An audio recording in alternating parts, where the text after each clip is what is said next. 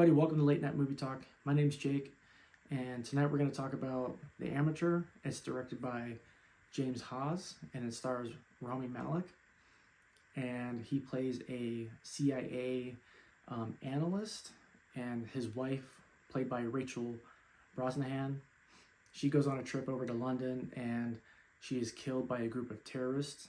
And when his supervisors at the CIA refuse to take any action and to go after his wife's killers, he decides to take it into his own hands.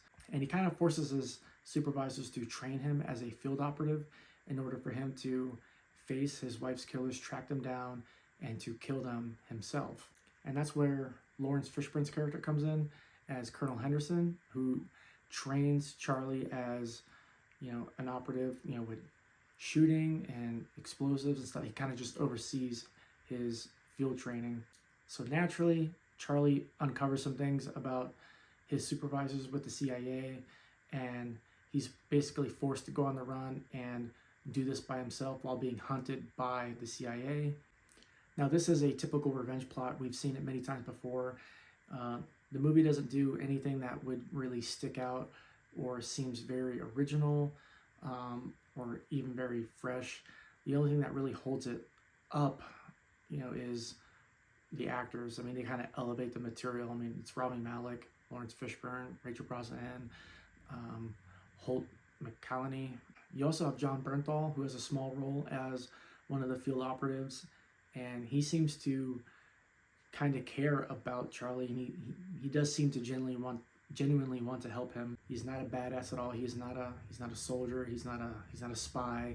He's an analyst, and this, the thing that he has going for him is his intelligence. He's very smart, and so they play on that in the movie. But as we go further into the story, we see him traveling, across the world to track down the 4 killers from his wife's attack, and you see him finding, unique ways that don't exactly involve physical force or hand-to-hand combat or weapons, because the man can't shoot to save his life.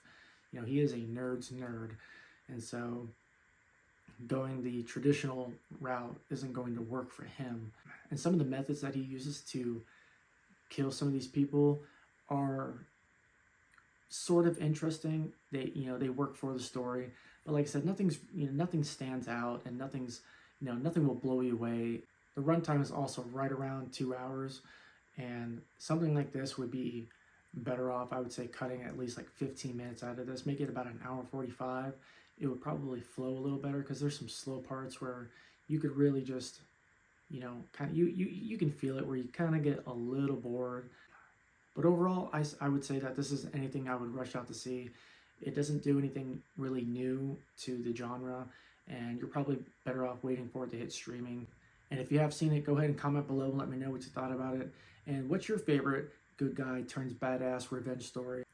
But as always, thank you for watching. Go ahead and like, subscribe, all that stuff, and until next time, take care.